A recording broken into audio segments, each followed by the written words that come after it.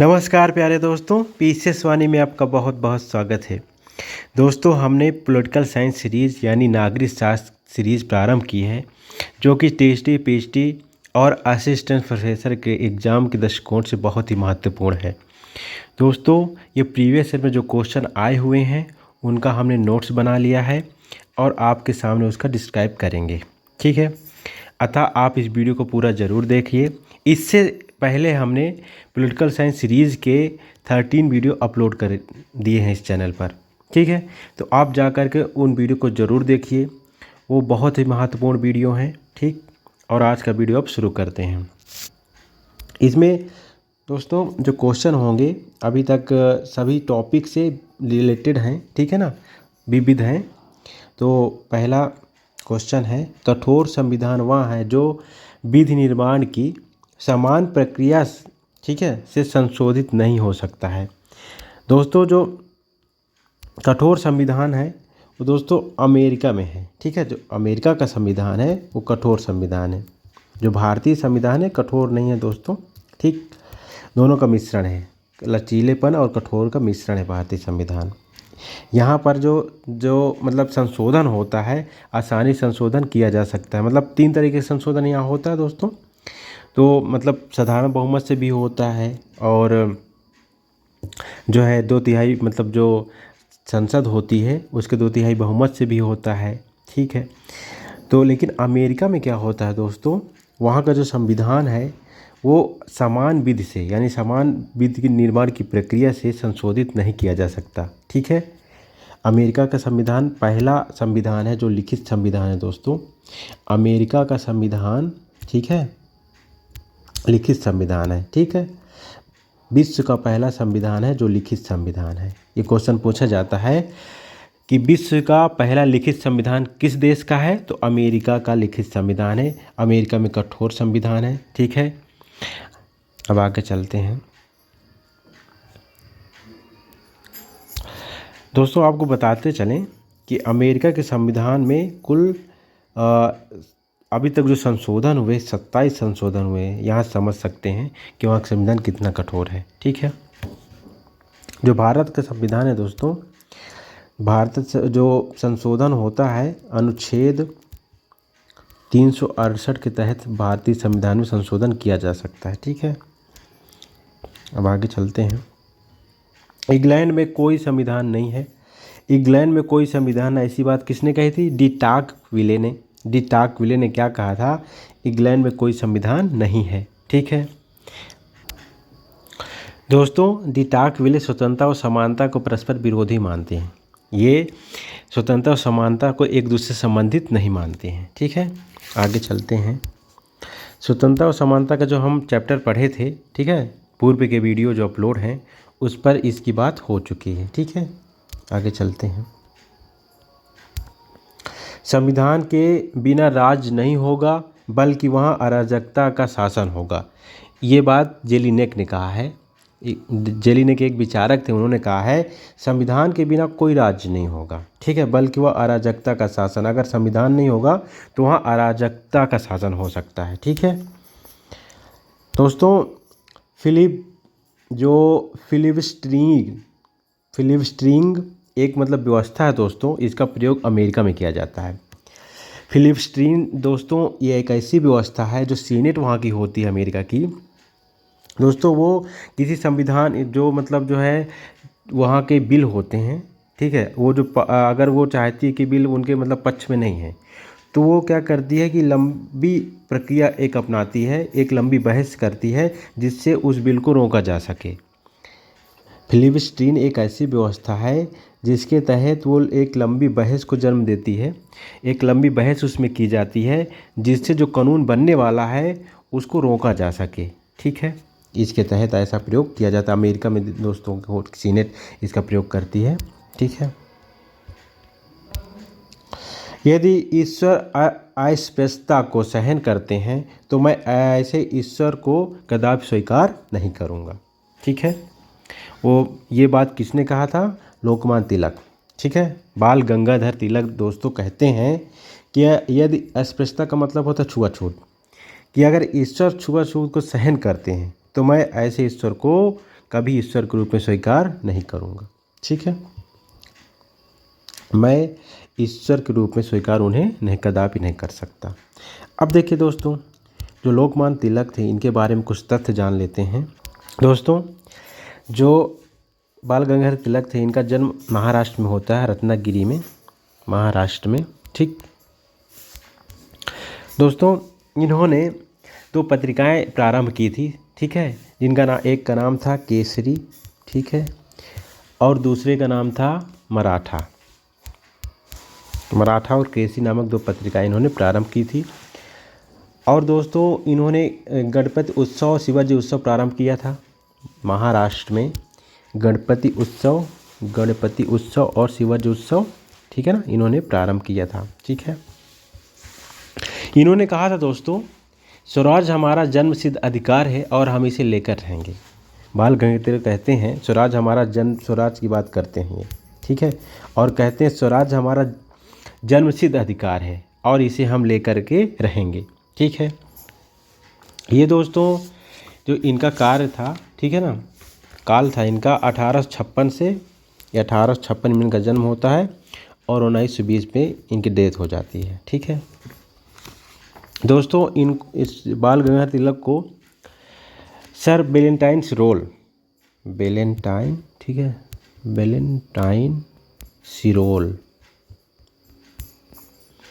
Valentine सिरोल ने कहा था अशांति का जनक। उनकी एक पुस्तक थी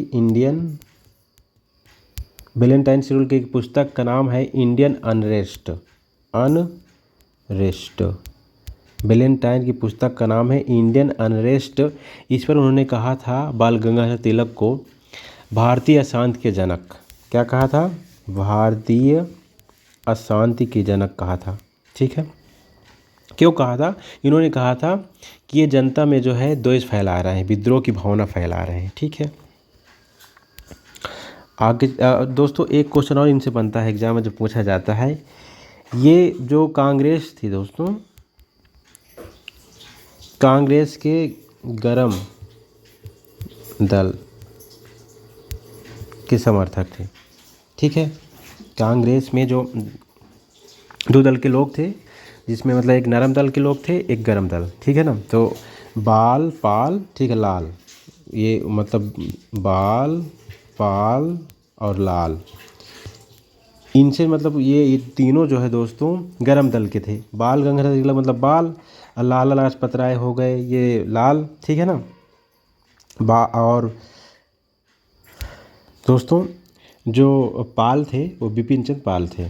बाल, ठीक है, बाल गंगाधर तिलक बाल, और जो लाल थे, ठीक है ना, लाला लाजपत राय हो गए, और जो पाल थे दोस्तों बिपिन चंद्र पाल थे, और एक और थे जो गरमपंथी नेता थे। ठीक है, उनका नाम था अरविंद घोष। ठीक है, अरविंद घोष जो नरमपंथी नेता थे। ठीक है ना, वो उनके विचार में नम्रता थी। ठीक है, वो थे दादा भाई नौरोजी, ठीक है, फिरोज शाह मेहता, बिमेश चंद्र बनर्जी और सुरेंद्रनाथ बनर्जी। ठीक है, अब आगे चलते हैं।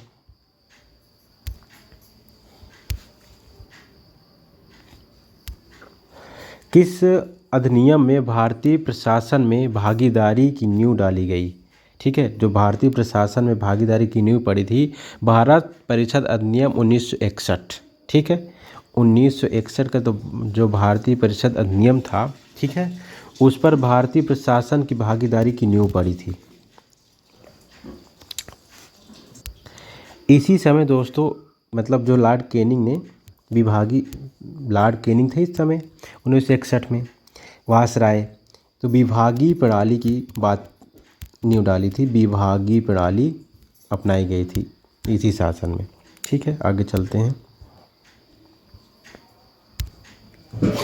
राष्ट्रपति द्वारा घोषित अध्यादेश की अधिकतम संभाव्य अवधि हो सकती है 7.5 माह। ये क्वेश्चन पूछा गया है दोस्तों। जो राष्ट्रपति अध्यादेश जारी करते हैं भारत के राष्ट्रपति अनुच्छेद 123 के तहत, ठीक है दोस्तों, जो उसकी अवधि होती है वो 6 माह होती है। ठीक है, लेकिन जो अधिकतम संभाव्य अवधि होती है दोस्तों वो 7.5 माह हो सकती है। ओके, आगे चलते हैं दोस्तों, अनुदान की मांगों में प्रतीकात्मक कटौती प्रस्ताव का उद्देश्य होता है कोई विशिष्ट शिकायत अभिव्यक्त करना। ठीक है, जो देखिए कई तरह की कटौती होती हैं, उनमें से जो है एक प्रतीकात्मक कटौती होती है दोस्तों। ठीक है दोस्तों, देखिए जो अनुदान मांगे होती हैं, ये दोस्तों इनकी मंजूरी जो सरकार जब बजट की प्रक्रिया होती है उस समय अनुदान की मांगों को मंजूरी के लिए लोकसभा को पेश किया जाता है। अनुदान, ठीक है ना, अनुदान मांगों की मंजूरी के लिए लोकसभा में इनको पेश किया जाता है। ठीक दोस्तों, इसी समय विपक्ष द्वारा किसी प्रकार की कटौती के लिए रखे गए प्रस्ताव को कटौती प्रस्ताव कहा जाता है। जब कोई विपक्ष मतलब कोई प्रस्ताव रखता है इसी समय, ठीक है, तो उसको कटौती प्रस्ताव कहा जाता है। अगर समझ लीजिए कटौती प्रस्ताव लोकसभा में पारित हो गया, कटौती प्रस्ताव, ठीक है, अनुदान मांगों के समय ही रखा जाता है। अगर ये लोकसभा में कटौती प्रस्ताव पारित हो गया, ठीक, तो समझ लीजिए इसका मतलब ये है सरकार के प्रति अविश्वास प्रस्ताव हो गया, मतलब सरकार के प्रति अविश्वास है लोगों, ठीक, उस समय का सरकार के प्रति जो है अविश्वास होता है। ठीक है, और मतलब जो है सरकार को त्यागपत्र भी देना पड़ सकता है। जो अनुदान मांगे होती हैं दोस्तों अनुच्छेद 113 के तहत जो है 113 के 2 में, ठीक है, मतलब इनकी व्यवस्था है अनुदान मांगों की। अनुदान मांगे जो है दोस्तों ये बजट के दौरान जो है पेश किए जाते हैं। अब बजट जो होता है दोस्तों अनुच्छेद 112 में इसकी व्यवस्था की गई है। वार्षिक वित्तीय विवरण इसे कहा जाता है। क्या कहा जाता है बजट को? वार्षिक वित्तीय विवरण। बजट शब्द नहीं है, भारतीय संविधान में बजट शब्द का उल्लेख नहीं है, इसको वार्षिक वित्तीय विवरण कहा जाता है दोस्तों। ठीक है, और जो कटौती होती हैं दोस्तों वो लगभग तीन प्रकार की होती हैं। ठीक है, एक होती नीतिगत कटौती और दूसरी होती है अर्थगत कटौती, और जो तीसरी कटौती होती है सांकेतिक, जो अभी बात हो रही प्रतीकात्मक, ये सांकेतिक कटौती, सांकेतिक। ठीक है, इस तरह कटौती होती है। अगर इनमें से ये मतलब प्रस्ताव उसमें सरकार से पारित हो जाता है संसद में, ठीक है, तो जो सरकार के प्रति अविश्वास है, ठीक है, और सरकार को त्यागपत्र भी देना पड़ सकता है। ठीक, आगे चलते हैं। हिंदू नेपोलियन किसे कहा जाता है? स्वामी विवेकानंद को कहा जाता है दोस्तों, इनको हिंदू नेपोलियन कहा जाता है। अब स्वामी विवेकानंद के बारे में कुछ तथ्य जानते हैं।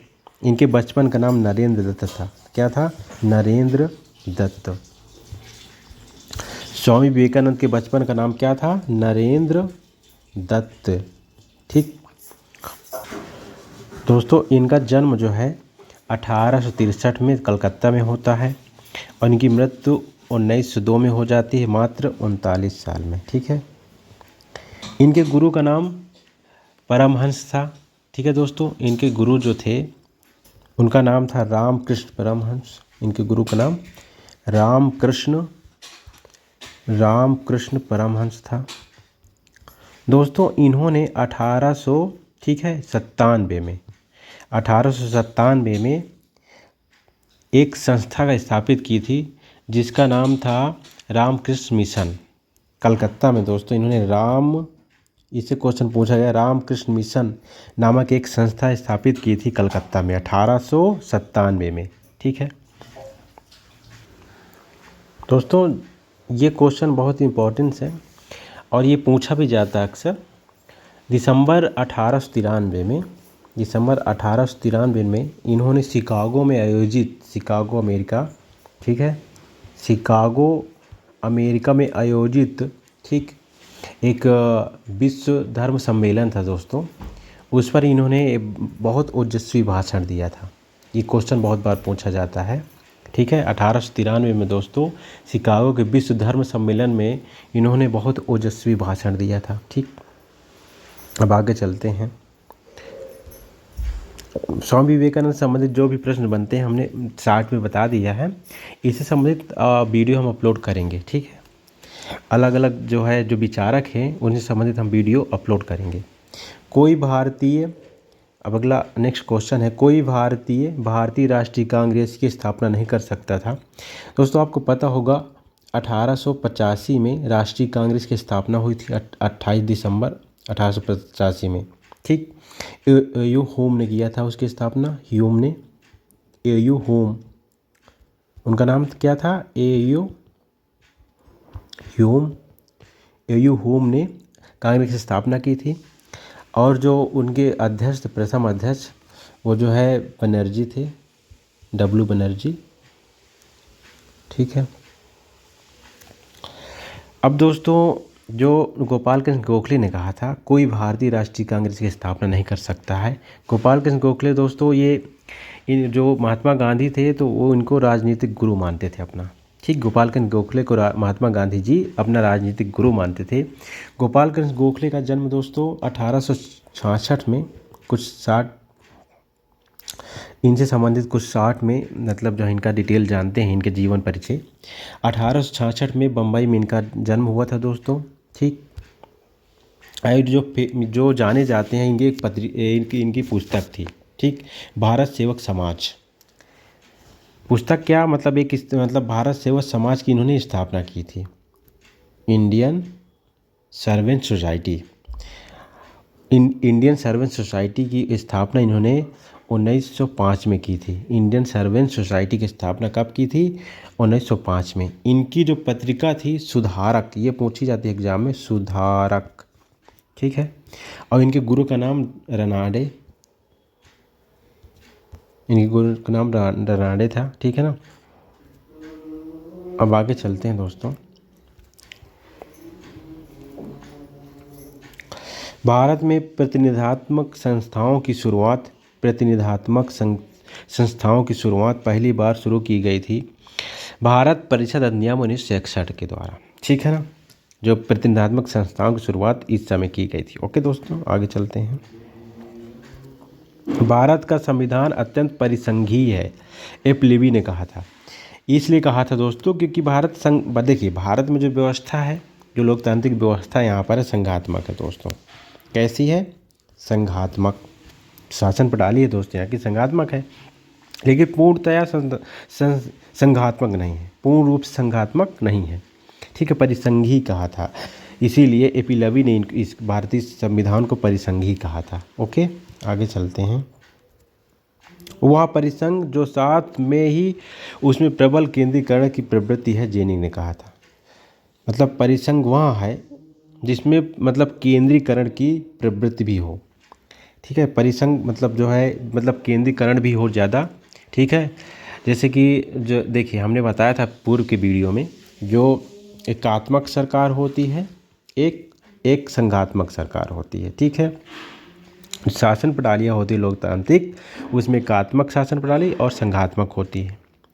तो दोस्तों, जो एकात्मक शासन प्रणाली होती है, ठीक है, उसमें जो शक्तियाँ होती हैं केंद्र में निहित होती हैं, सारी शक्तियाँ केंद्र में निहित होती हैं। लेकिन संघात्मक शासन प्रणाली में दोस्तों ऐसा नहीं है। जो शक्तियाँ होती हैं केंद्र और राज्य दोनों में डिवाइड होती हैं, केंद्र और राज्य दोनों में डिवाइड होती हैं। तो इसीलिए परिसंघ को कहा गया था कि जिसमें केंद्रीकरण ज़्यादा होता है, शक्तियाँ केंद्र में ज़्यादा जब होती हैं तो उसे परिसंघ कहा जाता है। ऐसा जेनिंग्स ने कहा था। किसने कहा था? जेनिंग्स ने कहा था। ठीक दोस्तों, आगे चलते हैं। ग्रेनविल ऑस्टिन ने भारतीय परिसंघवाद को, ठीक है, सहकारी संघवाद कहा था। ठीक है, ये क्वेश्चन पूछा गया था। ग्रेनविल ऑस्टिन ने, ठीक है, भारतीय परिसंघ को सहकारी संघवाद कहा था। ठीक है, आगे चलते हैं। राज्यपाल द्वारा राष्ट्रपति विचारार्थ विधेयक सुरक्षित रखने का भारतीय संविधान में अंतर्निहित किस संविधान से लिया गया है? मतलब जब राज्यपाल जो है राष्ट्रपति के विचारार्थ कोई विधेयक सुरक्षित रखता है, अनुच्छेद 201 के तहत ऐसी व्यवस्था है भारत में। तो ये जो है व्यवस्था कनाडा से ली गई दोस्तों कनाडा से राज्यपाल की नियुक्ति की व्यवस्था भी ली गई है। भारत में जो राज्यपाल की नियुक्ति होती है, ठीक है, वो कहाँ से लिया गया है? कनाडा से। ठीक, आगे चलते हैं। लोकसभा में किसी दिन, ठीक है ना, किसी दिन की आतंरांकिक सूची में प्रश्नों की अधिकतम संख्या 203 हो सकती है। ठीक निर्धारित की गई है। राज्यसभा के लिए यह संख्या कितनी, कोई सीमा नहीं, राज्यसभा के लिए कोई सीमा नहीं, लेकिन लोकसभा में अधिकतम संख्या जो अतरंगिक प्रश्न होते हैं दोस्तों 203 हो सकती है। आगे चलते हैं। राज्यसभा में 12 सदस्यों की मनोनयन की व्यवस्था जो है आयरलैंड के संविधान के कहाँ से ली गई दोस्तों, आयरलैंड के संविधान से। अब देखिए आयरलैंड का जो संविधान था, ये क्वेश्चन बहुत पूछा जाता है कि जो नीति निर्देशक तत्व हैं, नीति निर्देशक तत्व, ठीक है, जो भाग 4 है भारत के संविधान का, उसमें नीति निर्देशक तत्व हैं दोस्तों, ठीक है, भाग 4 में। तो ये कहाँ से लिए गए हैं, आयरलैंड के संविधान के नीति निर्देशक तत्व कहाँ से लिए गए हैं, आयरलैंड के संविधान से। क्वेश्चन बहुत बार पूछा गया जा चुका है। प्रजातंत्र जनता के द्वारा जनता के लिए सरकार होती है। अब्राहम लिंकन द्वारा यह भाषण किस स्थान पर दिया गया था, गेटिसबर्ग, ये अमेरिका का एक स्थान है, ठीक है, वहाँ पर ये भाषण अब्राहम लिंकन ने दिया था। क्वेश्चन पूछा जा चुका है दोस्तों। किस संविधान संशोधन द्वारा राजाओं की उपलब्धियां विशेषाधिकार प्रीविवर्स को समाप्त, जो राजाओं की उपलब्धियां विशेषाधिकार होते थे, 26वें संविधान संशोधन द्वारा भारत के समाप्त कर दिया गया है, ठीक। क्षेत्रीय परिषदों का विचार रखा पंडित नेहरू ने। पंडित नेहरू ने जो क्षेत्रीय परिषद ही होती हैं दोस्तों, उसका विचार रखा था, ठीक है। अब पंडित नेहरू के बारे में कुछ तथ्य जानते हैं जो एग्ज़ाम में पूछे जाते हैं दोस्तों। इनका जन्म जो है 14 नवंबर को बाल दिवस मनाया जाता है इनके जन्मदिन में, ठीक है। 1889 को हुआ था इनका जन्म, और इनकी जो डेथ है 1964 में हो जाती है, ठीक है दोस्तों। भारत के पहले प्रधानमंत्री कौन थे, यही थे पंडित नेहरू। भारत के पहले प्रधानमंत्री पंडित नेहरू थे। इन्होंने ग्लिम्पसेस ऑफ वर्ल्ड हिस्ट्री, ठीक है, यूनिटी ऑफ इंडिया और डिस्कवरी ऑफ इंडिया नामक पुस्तक लिखी थी दोस्तों, ठीक दोस्तों। इन्होंने लोकतांत्रिक समाजवाद की संकल्पना दी थी, लोकतांत्रिक समाजवाद की संकल्पना इन्होंने ही दी, पंडित नेहरू ने ही दी थी। जो संविधान में एक उद्देश्य प्रस्ताव रखा गया था, उद्देश्य प्रस्ताव, ठीक है, किसने रखा था दोस्तों, इन्होंने ही रखा था, पंडित नेहरू ने संविधान में उद्देश्य प्रस्ताव रखा था, ठीक है, ठीक। आगे चलते हैं। भारत के संविधान की मूल संरचना के सिद्धांत का स्रोत है न्यायिक व्याख्या। जो भारत के मूल संरचना के सिद्धांत का जो स्रोत है न्यायिक व्याख्या, भारत के संविधान की न्यायिक व्याख्या उसकी मूल संरचना का सिद्धांत है। आगे चलते हैं। संविधान सरकार के निरंकुश कार्यों को सीमित करता है, ठीक। संविधान जो होता है सरकार के निरंकुश कार्य को सीमित करता है, ऐसा किसने कहा था, C.F. स्ट्रॉन्ग ने।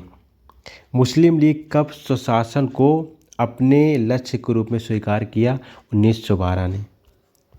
मुस्लिम लीग दोस्तों आपको पता होगा, मुस्लिम लीग 1906 में गठित की जाती है, ठीक, और इसने जो है सुशासन को अपने लक्ष्य के रूप में स्वीकार किया था 1912 में, ठीक है। आगे चलते हैं।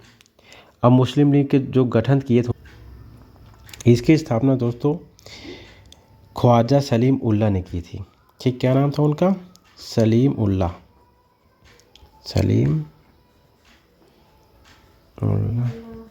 ठीक है।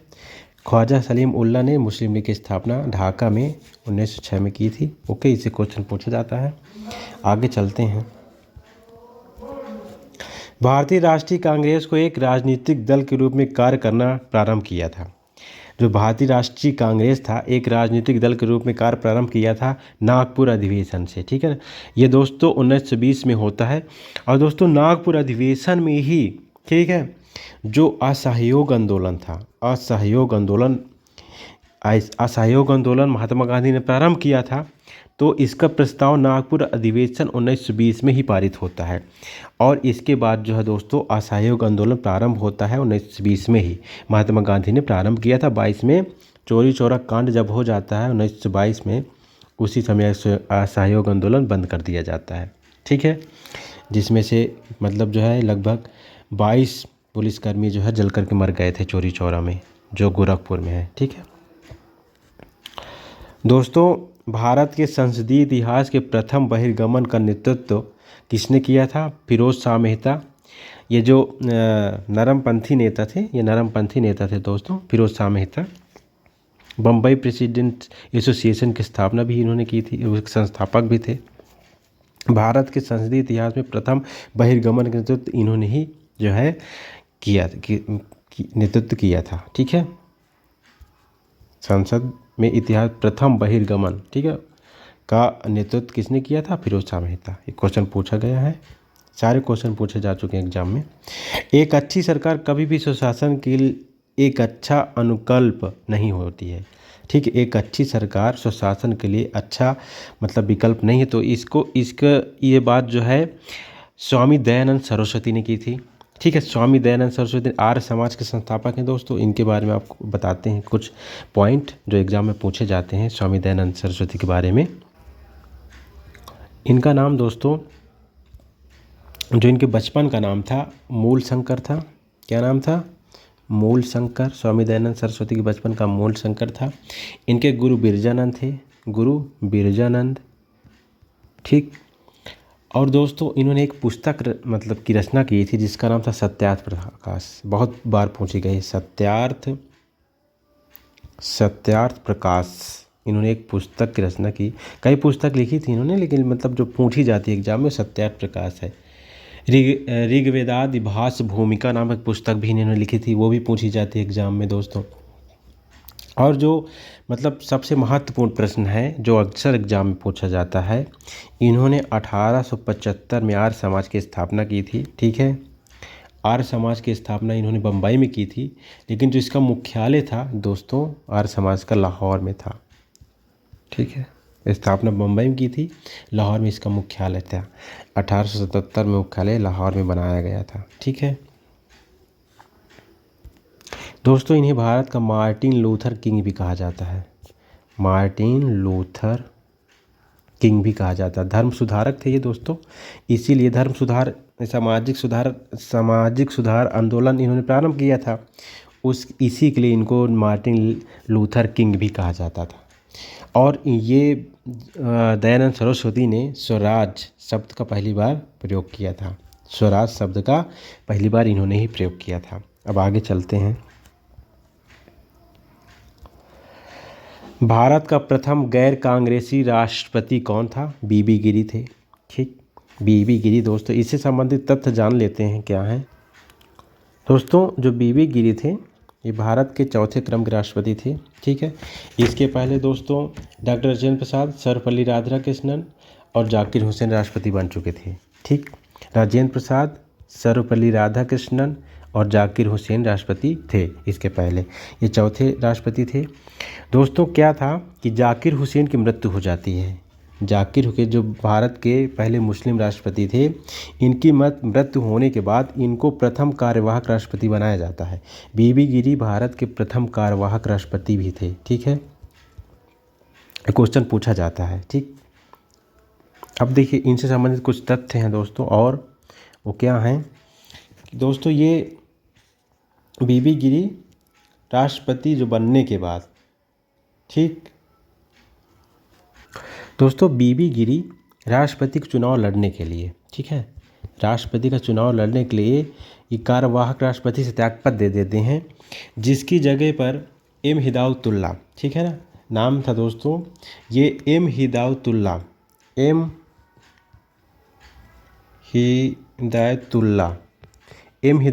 दोस्तों, जो उस समय भारत के न्यायाधीश थे, उनको राष्ट्रपति बनाया जाता है। भारत के मुख्य न्यायाधीश थे एम हिदायतुल्लाह। जब ये राष्ट्रपति के कार्यवाहक पद से त्यागपत्र दे देते हैं चुनाव लड़ने के लिए राष्ट्रपति का, तो एम हिदायतुल्लाह को भारत का राष्ट्रपति, कार्यवाहक राष्ट्रपति बनाया जाता है। एम हिदायतुल्लाह को भारत का राष्ट्रपति बनाया जाता है। फिर दोस्तों ये चुनाव लड़ते हैं बीबी गिरी, और चुनाव में जीतते भी हैं। ठीक है, और फिर राष्ट्रपति बनते हैं। ठीक, ये नीलम संजीव रेड्डी थे, उनको पराजित करते हैं दोस्तों। ठीक है, नीलम संजीव रेड्डी निर्विरोध चुनाव लड़ने वाले एकमात्र राष्ट्रपति थे। भारत के निर्विरोध चुनाव लड़ने वाले नीरम संजीव रेड्डी, जिनको ये हराते हैं, एकमात्र राष्ट्रपति ऐसे थे जो भारत के निर्विरोध चुनाव लड़े थे। ठीक है, ये उन्हीं को हराते हैं उस समय। इनके खिलाफ दोस्तों भ्रष्ट आचरण के आरोप में सुनवाई हुई थी सर्वोच्च न्यायालय में। ठीक है, बीबी गिरी के खिलाफ, बीबी गिरी के खिलाफ जो है भ्रष्ट आचरण के लिए सर्वोच्च न्यायालय में सुनवाई हुई थी इनके खिलाफ जो है। ठीक है दोस्तों, ये भी क्वेश्चन पूछा जा चुका है एग्जाम में, इनसे संबंधित तथ्य थे। आगे चलते हैं। जनहित याचिकाओं का कानूनी आधार पाया जाता है। ठीक, न्यायिक सक्रियता में, न्यायिक सक्रियता जब होती है, ठीक है, न्यायालय पूर्ण रूप से सक्रिय कार्य करती है तब, तो जनहित याचिका। अब देखिए जनहित याचिका दोस्तों, जैसे कि हम कोई भी व्यक्ति जनहित याचिका डाल सकता है भारत में, अगर उसको समझ में आ रहा कहीं पर अन्याय हुआ किसी चीज़ के लिए, तो वो मतलब जो है उसके हित के लिए, ठीक, वो याचिका दायर कर सकता है। भारत में दोस्तों जनहित याचिकाओं के जो जनक माने जाते हैं पीएन भगवती, पीएन भगवती, ये भारत के न्यायाधीश थे। ठीक है, इनको जनहित याचिका के जनक माना जाता है, इन्होंने जनहित याचिकाओं की शुरुआत की थी। आगे चलते हैं। The history of Indian national Congress, Pattabhi Sitaramayya, ठीक है ना, इन्होंने ये पुस्तक की रचना की थी। आगे चलते हैं। मेरी नीति जब से भारत आया हूँ कांग्रेस को नपुंसक बना रही है। ठीक है, ऐसी बात करजन ने कही थी। करजन दोस्तों 1905 में, इन्हीं के समय दोस्तों बंगाल का विभाजन होता है। ठीक है, बंगाल का विभाजन दोस्तों 1905 में करजन के समय में ही होता है। आगे चलते हैं। जून 1922 में गठित सविनय अवज्ञा आंदोलन के अध्यक्ष कौन थे? जब सविनय अवज्ञा आंदोलन के जांच समिति गठित की गई थी दोस्तों, उसके अध्यक्ष हाकिम अजमल खां थे, हाकिम अजमल खां थे। ठीक है, क्वेश्चन बहुत बार पूछे गए हैं। चक्कर लगाने वाली देशभक्ति शब्दावली का प्रयोग हुआ है स्वराज पार्टी में, स्वराज पार्टी थी दोस्तों। ठीक है, 1923 में गठित की गई थी स्वराज पार्टी। तो इसको चक्कर लगाने वाली देशभक्ति, ठीक है, शब्दावली का प्रयोग किया गया था इसमें। दोस्तों जो स्वराज पार्टी थी, इसकी स्थापना चित्तरंजन दास, ठीक है, देश बंधु जिन्हें कहा जाता था, चित्तरंजन दास देश बंधु इन्हें कहा जाता था, देश बंधु चित्तरंजन दास एवं मोतीलाल नेहरू ने किया था। ठीक है, स्वराज पार्टी का गठन 1923 में, 1923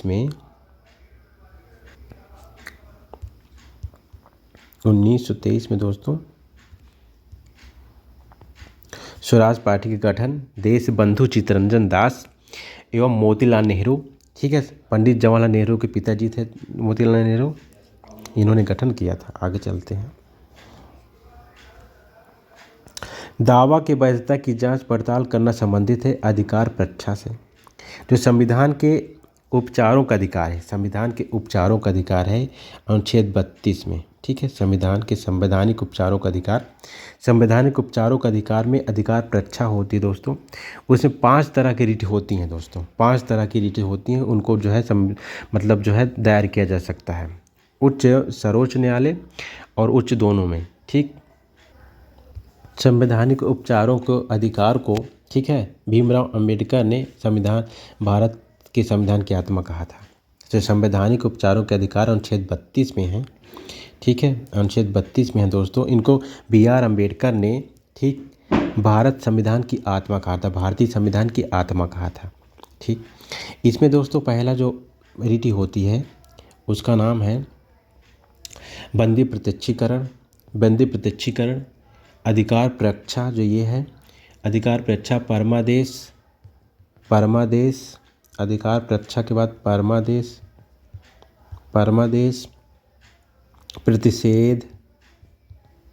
प्रतिषेध और उत्प्रेषण। ठीक है, ये दोस्तों ये 5 रीटें हैं जो मतलब जो है उच्च न्यायालय, ठीक है, और जो है सर्वोच्च न्यायालय, उच्चतम न्यायालय, दोनों में दायर की जा सकती हैं। ठीक है, अब आगे चलते हैं।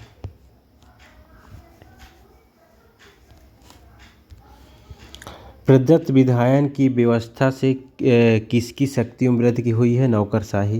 प्रदत्त विधायन की व्यवस्था दोस्तों ये भारत में भी है, अमेरिका में भी है। ठीक है, आगे चलते हैं।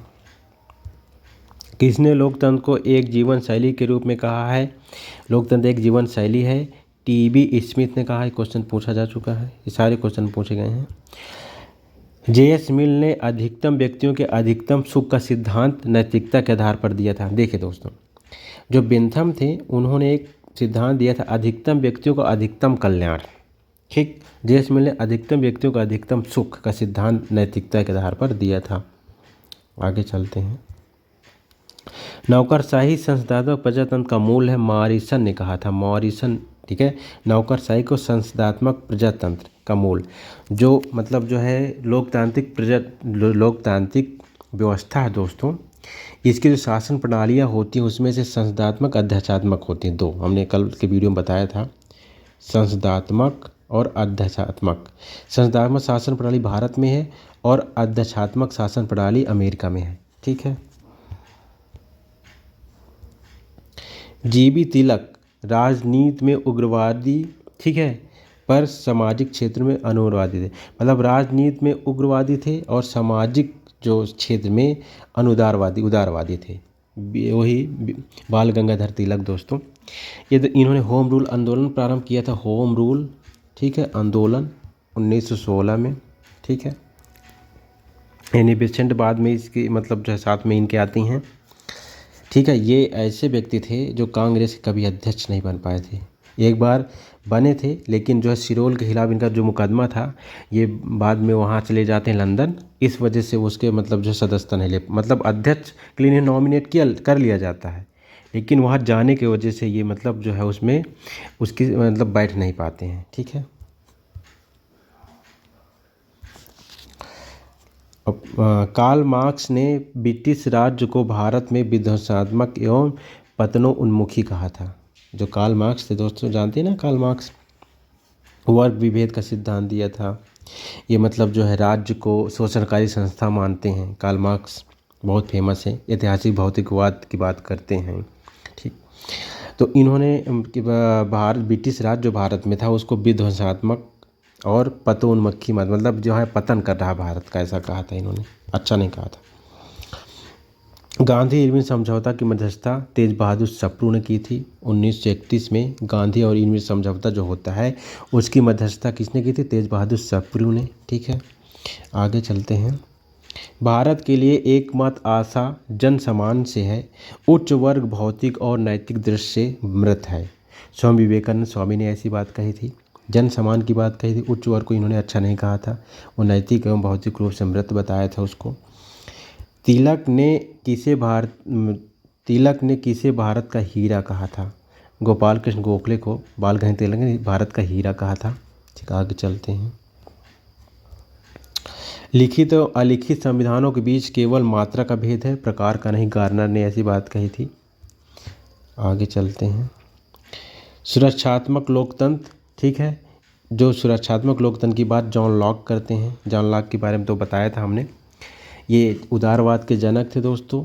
राज्य की उत्पत्ति के जो समझौतावादी सिद्धांत था उसके मतलब जो है समर्थक हैं। ठीक, और सीमित सरकार की बात करते हैं दोस्तों, और मर्यादित जो संप्रभुता है उसकी बात, जब सीमित सरकार की बात होगी तो मर्यादित संप्रभुता की बात हो जाएगी। शास्त्रीय लोकतंत्र की बात कौन करते हैं? अरस्तु करते हैं।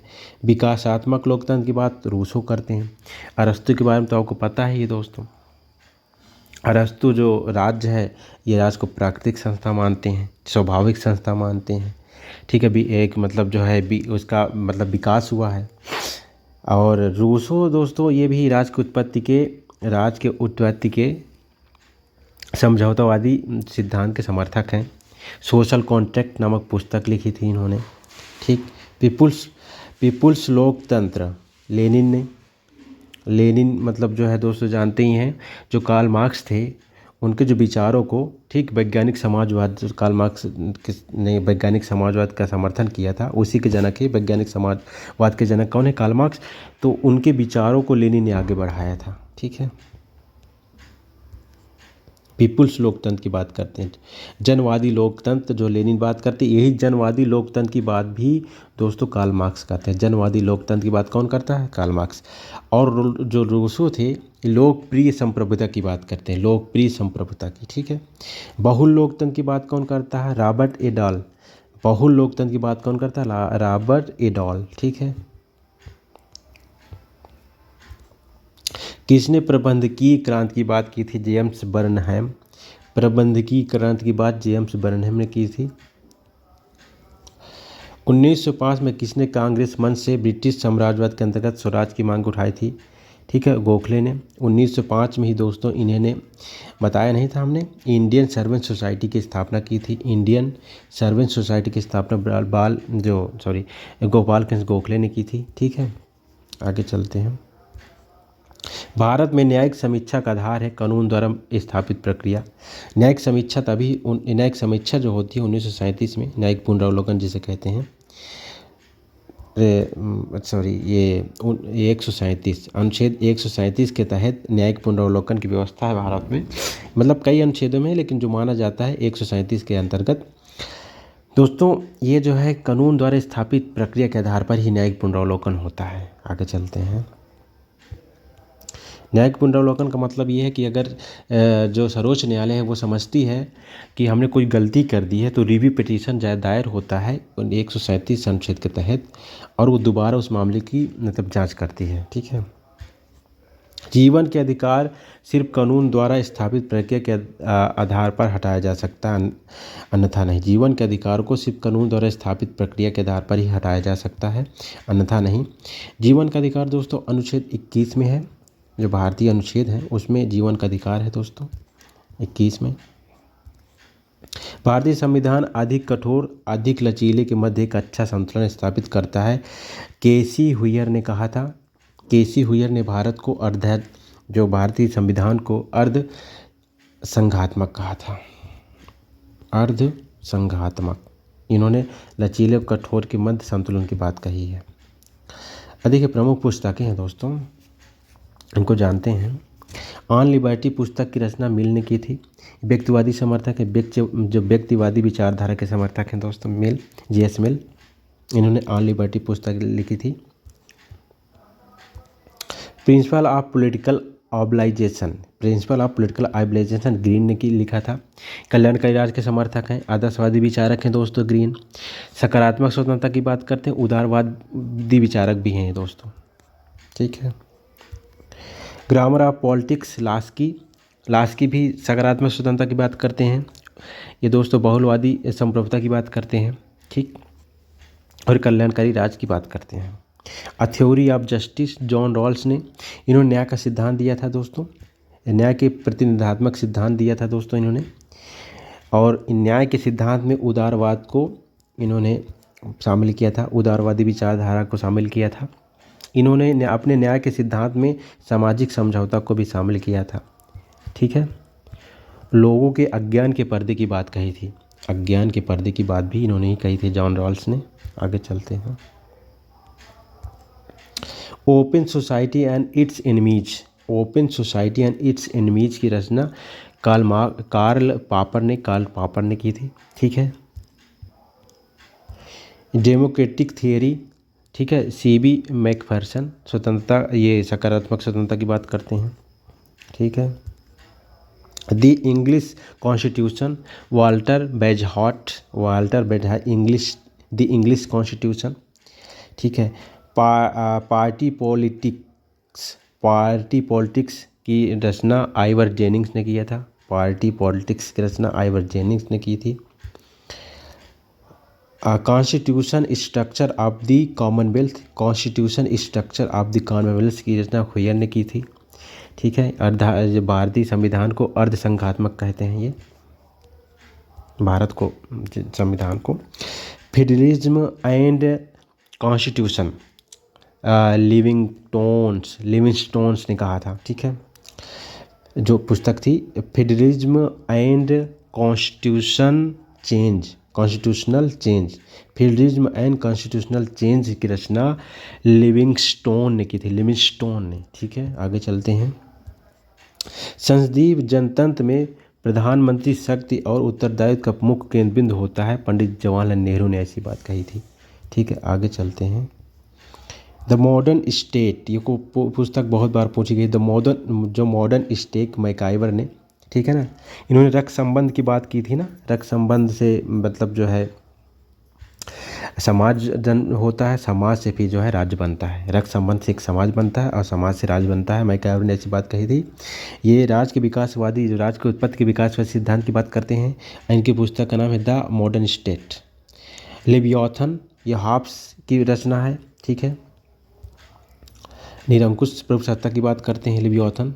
ये जो हॉब्स थे, ये राज्य की उत्पत्ति के सामाजिक समरस सिद्धांत की बात करते हैं। ठीक है,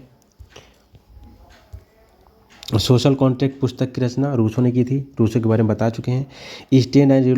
स्टेट एंड रिवोल्यूशन की रचना लेनिन ने की थी। ठीक है, लेटर ऑन टॉलरेशन की रचना लॉक ने की थी। ठीक है, वांचू रिपोर्ट पर गठित राज्य आंध्र प्रदेश था। ये वांचू जब रिपोर्ट मतलब भारत में भाषा के आधार पर गठित राज्य आंध्र प्रदेश था 1953 में। ठीक है, ये वांचू रिपोर्ट दी गई थी उस समय। कौन संविधान को शक्ति संबंधों की आत्मकथा मानता है? हरमन फाइनर। जो हरमन फाइनर थे, इन्होंने दबाव समूह को तैतीय सदन कहा था। ठीक है दोस्तों, प्रजातंत्र का शास्त्रीय सिद्धांत दिया था जेएस मिल ने। प्रजातंत्र का शास्त्रीय सिद्धांत दिया था जेएस मिल ने। प्रजातंत्र का नव उदारवादी सिद्धांत शुपिटर ने दिया था। प्रजातंत्र का अभिजनवादी सिद्धांत, ये जो एलाइट्स थे, मिचेल्स थे दोस्तों, इन्होंने अभिजनवादी सिद्धांत दिया था। प्रजातंत्र का अनुभाविक सिद्धांत दिया था मैकफर्सन ने दिया था। ठीक है, पब्लिक ओपिनियन नामक पुस्तक की रचना लिपमैन ने की थी। लोकतंत्र में बहुमत की तानाशाही की अवधारणा किसने व्यक्त की थी? टॉकविले। ये जो है स्वतंत्रता समानता को जो है एक दूसरे से एक विरोधी मानते हैं, एक दूसरे को विरोधी मानते हैं। लोकतंत्र में बहुमत की तानाशाही की अवधारणा किसने व्यक्त की? टॉकविले। किसने कहा था संपत्ति चोरी का परिणाम है? प्रोमदा ने कहा था संपत्ति चोरी का परिणाम है। ऊपर से क्रांति की अवधारणा स्टालिन रूस के थे दोस्तों, रूस के नेता। ऊपर से क्रांति की अवधारणा स्टालिन, एक नेता, एक राष्ट्र और एक नेता की बात करते हैं ये। राज की हिंसा एवं शोषण के यंत्र के रूप में भर्त्सना कौन करता है? सॉरेल करता है। राज की हिंसा और शोषण के यंत्र के रूप में भर्त्सना, राज को हिंसा और शोषण का यंत्र मानते हैं सॉरेल। दोस्तों, कौन राष्ट्र को मानवता का कृत्रिम विभाजन मानता है? मानवता का कृत्रिम विभाजन अराजकतावादी मानते हैं। मानवता का कृत्रिम विभाजन मानते हैं राष्ट्र को। राष्ट्र स्वतंत्रता की सृष्टि के लिए शक्ति का प्रयोग कर सकता है। ग्रीन ने कहा था राष्ट्र स्वतंत्रता की सृष्टि के लिए शक्ति का प्रयोग कर सकता है। स्वतंत्रता की मतलब जो है रक्षा के लिए शक्ति का प्रयोग कर सकता है। रिजनू ने कहा था मतलब जो व्यक्ति के उच्च, ठीक है, जो व्यक्ति के विकास में आने वाली बाधाओं को राज्य दूर करता है। व्यक्ति के अच्छे विकास, जो व्यक्ति का उच्च विकास की बाधाओं में आने वाली चीज़ों को राज्य दूर करता है। गिन ने कहा था कल्याणकारी राज्य के समर्थक के आदर्शवादी हैं, विचारक हैं। राज्य पर नियंत्रण स्वाभाविक है, लियो टॉलस्टॉय ने कहा था। मतलब राज्य पर नियंत्रण स्वाभाविक है, लियो टॉलस्टॉय ने कहा था। कानून को पाप विधायक को पापी समझता है। कानून को पाप और विधायक को पापी स्पेंसर समझता है। स्पेंसर कानून को अच्छा नहीं समझते हैं, ये व्यक्तिवादी विचारक हैं। राज के जो व्यक्ति की स्वतंत्रता की बात करते हैं, राज कहते हैं राज का जो व्यक्ति पर न्यूनतम हस्तक्षेप होना चाहिए, उसको खोल छोड़ देना चाहिए। राज के विधिशास्त्री सिद्धांत का समर्थक कौन? राज के विधिशास्त्री कानून के सिद्धांत का समर्थक कौन है? बेंथम है दोस्तों। बेंथम दोस्तों उपयोगितावादी सिद्धांत की बात करते हैं। बेंथम जो उपयोगितावादी हैं। ये कहते हैं व्यक्ति अपने सुखों के लिए राज्य की नियुक्ति करता है। व्यक्ति अपने सुखों के लिए राज्य की स्थापना करता है। ये उदारवादी विचारक भी हैं दोस्तों। इन्होंने कहा था अधिकतम, ठीक है ना, अधिकतम व्यक्तियों का अधिकतम सुख की बात की थी इन्होंने। अधिकतम व्यक्तियों का अधिकतम कल्याण की बात की थी। अधिकतम व्यक्तियों का अधिकतम कल्याण की बात बेंथम ने की थी। ठीक है दोस्तों, आज का वीडियो यहीं समाप्त होता है। कल मिलते हैं नेक्स्ट वीडियो के साथ। आप इस चैनल को सब्सक्राइब जरूर कर लीजिए। एग्ज़ाम के दृष्टिकोण से हम इसी तरह के वीडियो बनाते रहेंगे जो आपके लिए बहुत उपयोगी होंगे। ठीक, हमारे चैनल को आप सब्सक्राइब जरूर कर लीजिए। Thanks for watching this video.